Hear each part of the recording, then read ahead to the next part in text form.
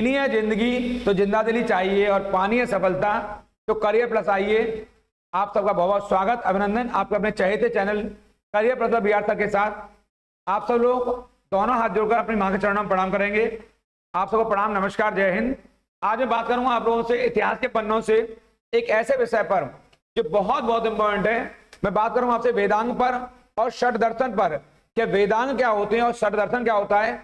इतिहास का ये वो चैप्टर है जहां से प्रश्नों का आना तय है। अक्सर हमारे एग्जाम में इस विषय से बहुत सारे प्रश्न पूछे जाते हैं, इसलिए वीडियो पर आप अंत तक बने रहेंगे और जैसा मैं बता रहा हूं आप उसी तरीके से अपने नोटबुक और पेन द्वारा उन चीजों को उतारते जाएंगे। तो मैं आपको ले चलता हूं आपके चहेते प्लेटफॉर्म पढ़ाई की पंचायत पर। यहां बात करूंगा आपसे मैं इस पढ़ाई की पंचायत के प्लेटफॉर्म पर मैं बताऊंगा आपको वेदांग और षट दर्शन क्या है। जैसा कि आपके एग्जाम में यहां से बार बार अक्सर ये प्रश्न पूछे जाते हैं कि आखिर वेद कितने हैं। वेदों की संख्या 4 है, यह पता है। प्राचीन वेद यदि ऋग्वेद है और सबसे अंत में कौन सा वेद लिखा गया है, अथर्ववेद, यानी सबसे प्रारंभ में लिखा गया है अगर ऋग्वेद तो अंतिम वेद है हमारा अथर्ववेद। तो मैं बताऊंगा आपसे कि वेदांग क्या होते हैं। अक्सर बच्चों को पता है कि वेद तो हमारे 4 होते हैं, लेकिन वेदांग क्या होता है। तो इसका सही उत्तर है वेदों के अंग को वेदांग कहते हैं। क्या क्या कहते हैं, वेदों के अंग को वेदांग कहते हैं। बिल्कुल इंपॉर्टेंट है, इसको लिख लेंगे आप लोग। वेदांग माने वेदों का अंग। इसका मतलब हुआ कि क्या करते हैं, ये वेदों के अर्थ को समझने में सहायक शास्त्र है। क्या ये वेदों को अर्थ को समझाने में सहायक शास्त्र हैं। क्योंकि वेद संस्कृत में लिखे हुए हैं, बहुत टफ हैं, बहुत कठिन हैं, इसलिए उनके अर्थ को सरल भाषा में समझाने के लिए इन वेदांगों को रचित किया गया है।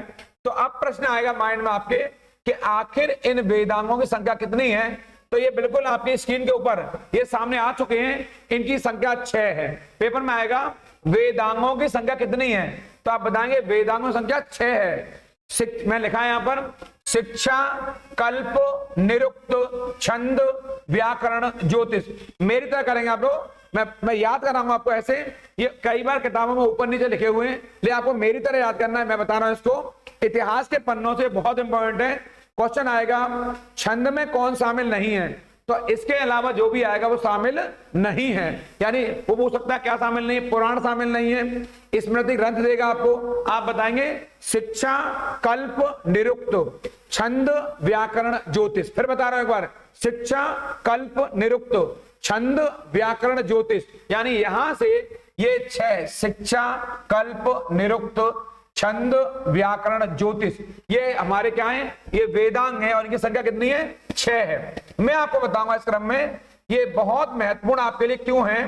तो शिक्षा का मतलब यहाँ क्या है, शिक्षा का मतलब हमारा सीधा सा है, जो पहला पार्ट है इसका वेदांग का पहला अंग है जो वो कहता है वैदिक मंत्रों का सही उच्चारण करने के लिए इससे सबसे संबंधित क्या है, प्राचीनतम ग्रंथ है। और हमारे यहाँ पर यानी आप बताएंगे शिक्षा का संबंध किससे है, सही उच्चारण, मंत्रों के सही उच्चारण से। क्या बताएंगे, मंत्रों के सही उच्चारण से। आप बताएंगे यहाँ पर शिक्षा का अर्थ है वैदिक मंत्रों के, जो वैदिक मंत्र बोले जाते हैं, यानी ऋग्वेद से, यजुर्वेद से, सामवेद से, अथर्ववेद से, उनका जो सही उच्चारण करना है उसके लिए किसका इस्तेमाल होगा, शिक्षा का। और शिक्षा से संबंधित जो प्राचीनतम ग्रंथ है ये वाला क्या नाम है उसका, इसको आप लिखेंगे यहां से।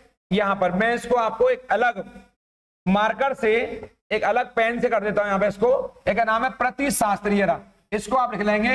यानी कि शिक्षा से संबंधित जो सबसे प्राचीनतम ग्रंथ है वो कौन सा है, वो प्रतिशाख्य है। कौन सा है, प्रतिशाख्य। ये रहा, आपको मैंने अभी अंडरलाइन किया है यहां पर, प्रतिशाख्य इससे जुड़ा हुआ सबसे प्राचीनतम ग्रंथ है। इसको आपने बोर्ड कर लेंगे। इस क्रम में बताऊंगा आपको दूसरा भाग है इसका कौन सा, कल्प। पहला बताया है शिक्षा, दूसरा है कल्प, बड़ा इंपॉर्टेंट है आपके। इस कल्प के अंदर क्या मतलब है इसका, वैदिक साहित्य में प्रयोग किए जाने वाले जो विभिन्न प्रकार के कर्मकांड हैं उनके संदर्भ में क्या जुड़ा हुआ है, कल्प जुड़ा हुआ है। वैदिक कर्मकांड जुड़ा हुआ क्या मामला है, कल्प है। यानी कि कल्प को ही हमारे यहाँ क्या कहा जाता है, कल्प को ही सूत्र साहित्य भी कहते हैं। मैंने आपको लिख कर बताया यहां पर, इसको अंडरलाइन कर लेंगे। कल्प को ही सूत्र साहित्य कहा जाता है। मैं आपको बताऊंगा कि कल्प कितने प्रकार के होते हैं और कल्प की रचना किसने की है, क्या मामला है इसका, क्या इसका महत्व है। तो मैं आपको कल्प से एक प्रश्न बताने जा रहा हूं, इसको आप लोग यहां पर अंडरलाइन करेंगे। इस प्रकार का प्रश्न आपके एग्जाम में पूछा जाएगा। मैंने आपको यहां बनाया इसको एक प्रश्न के माध्यम से यह समझाने का प्रयास किया है, निम्नलिखित में से किसका संबंध सूत्र साहित्य से, ये क्वेश्चन पूछ सकता है आपसे, निम्नलिखित में से किसका संबंध सूत्र साहित्य से है, ऐसा पूछेगा। क्या कल्प से है, क्या शिक्षा से है, क्या व्याकरण से है, क्या निरुक्त से है। तो जैसा मैंने बताया अभी आपको, कल्प को ही सूत्र साहित्य कहते हैं, ऐसे पूछा जाएगा। तो इसका उत्तर क्या होगा, कल्प को ही सूत्र साहित्य कहते हैं। ये सही उत्तर है इसका, यहां से ऐसे आपसे प्रश्न पूछा जाएगा। इस क्रम में मैं बताऊंगा आपको कि इसके 4 भाग कौन कौन से कल्प के, तो मैंने उनको आपके स्क्रीन पर लिखा है यहां पर समझाने के लिए। एक का नाम है धर्म सूत्र, क्या नाम है, धर्म सूत्र। दूसरा ग्राह्य सूत्र है, तीसरा स्रोत सूत्र है, और चौथा सुलभ सूत्र है। ये रहा। तो धर्म सूत्र का मतलब क्या है, धर्म सूत्र वैदिक समाज के सामाजिक नियम, इनकी व्याख्या करता है। यानी वैदिक समाज के अंतर्गत सामाजिक नियम विनियम है, उनसे जुड़ा हुआ कौन सा सूत्र है, धर्म सूत्र आपके। और इसी धर्म सूत्र के आगे बाद में जो कौन से ग्रंथ बने, स्मृति ग्रंथ। कौन से बने, ध्यान देंगे मेरी बात पर। स्मृति ग्रंथों का सीधा संबंध किससे है, धर्म ग्रंथों से। कौन से स्मृति ग्रंथ, मनुस्मृति, याज्ञवल्क्य स्मृति, या नारद स्मृति, पाराशर, ऐसे बहुत सारी स्मृति हमारे यहाँ। मनुस्मृति सबसे प्राचीन स्मृति है, उस पर मैं इतिहास के पन्नों में आगे चर्चा करूंगा कि हमारे यहाँ कौन कौन से स्मृति ग्रंथ हैं, और स्मृति ग्रंथों में सबसे प्राचीन कौन सा है, मनुस्मृति। किससे संबंधित है, धर्म सूत्रों से। इसका अगला हिस्सा, अगला पड़ा भी स्मृति ग्रंथ है। जो ग्राह्य सूत्र है, ये परिवार और व्यक्ति संबंधित व्यक्तियों और कर्मकांडों से जुड़ा हुआ है। जो स्रोत सूत्र है, ये संपूर्ण मानव जाति के कल्याण पर आधारित है और विविध प्रकार कर्मकांडों की व्याख्या करता कौन, स्रोत सूत्र। और जो सुलभ सूत्र है, चूंकि सुलभ का अर्थ ही होता है रस्सी, मैं लिख के बताया आपको ताकि आपको कोई कठिनाई ना हो। सुलभ का शाब्दिक अर्थ ही होता है रस्सी, रज्जू। रस्सी कहिए या रज्जू कहिए, एक ही बात है। ये रस्सी रज्जू में कोई अंतर नहीं है। और इसका मतलब होता है हवन कुंड को बनाने की विधि, यानी कि जो यज्ञीय कर्मकांड के लिए जो यज्ञ वेदिका बनाई जाती है, उसके बनाने की विधि है, वो कहां मिलेगी हमें, वो मिलेगी आपको सुलभ सूत्र में।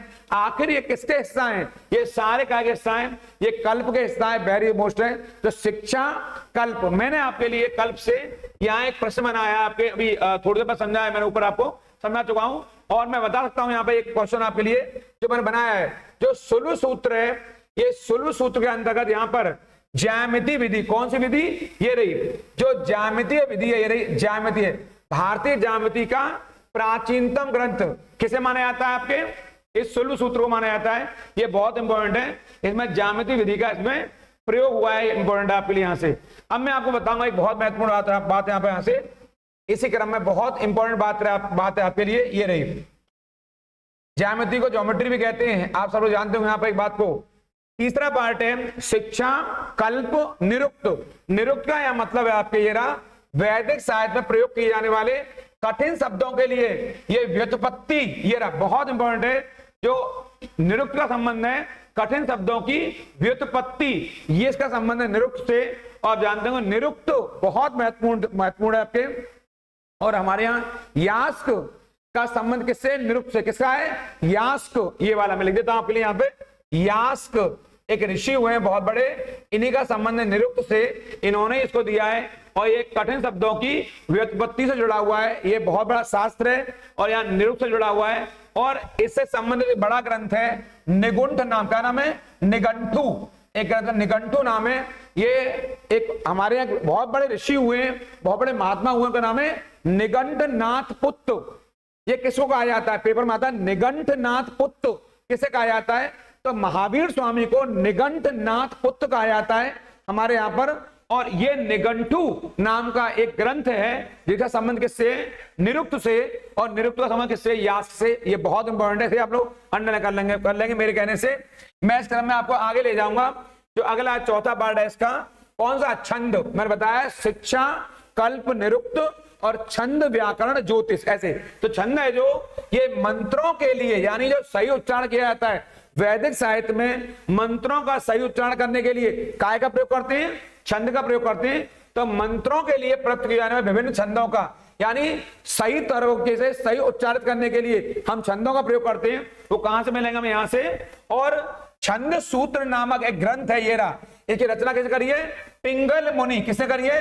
पिंगल मुनि ऋषि हैं बहुत बड़े, इन्होंने इस छंद सूत्र की रचना की है, जो बहुत बहुत इंपॉर्टेंट है। इस क्रम में मैंने आपके लिए यहीं से एक बड़ा महत्वपूर्ण प्रश्न भी बनाया, मैंने आपको वो व्याकरण से बनाया है, यानी वो हमारा 5वां पार्ट है। मैं बता देता हूं, शिक्षा कल्प निरुक्त और छंद व्याकरण ज्योतिष। ये छंद, ये व्याकरण वाला पार्ट है, ये वाला इंपॉर्टेंट आपके लिए यहां से। और इस व्याकरण से मैंने आपके लिए ये प्रश्न बनाया है।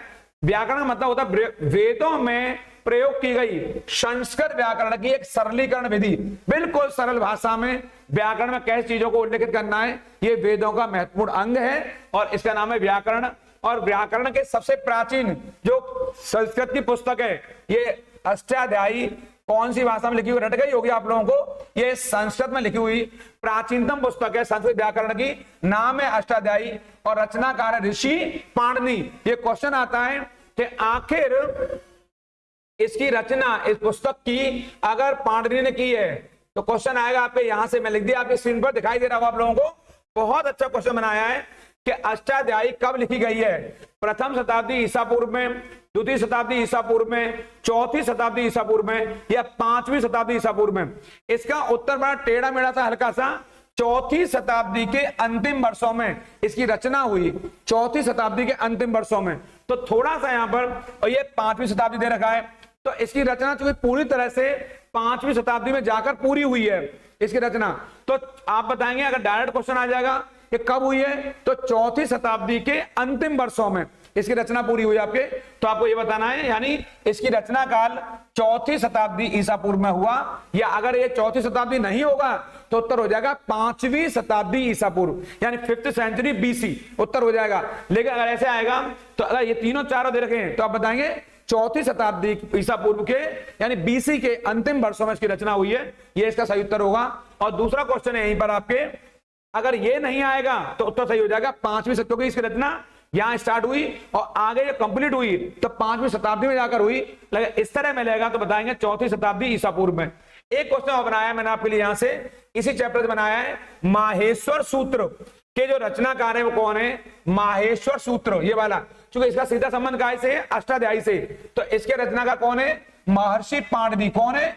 महर्षि पाणिनि। इस माहेश्वर सूत्र के अंदर कितने सूत्र हैं? 14। कितने हैं? 14 सूत्र हैं और उन्हीं 14 सूत्र पर पूरा संस्कृत व्याकरण बना हुआ है।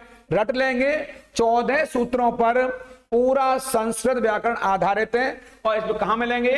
ये माहेश्वर सूत्र में मिलेंगे। और ये 14 सूत्र शिवजी के, महादेव के डमरू से निकले हैं। इंपॉर्टेंट है, महादेव के डमरू से निकलने वाले मंत्र हैं जिन्हें ऋषि पाणिनि ने सुना और अपनी पुस्तक अष्टाध्यायी में इनको लिख दिया। इसी को माहेश्वर सूत्र के नाम से भी जाना जाता है। इस क्रम में मैं बताऊंगा मैं आपको इसी विश्लेषण में आपके कि जो ज्योतिष है वो ज्योतिष क्या है, ये 6वां पॉइंट है।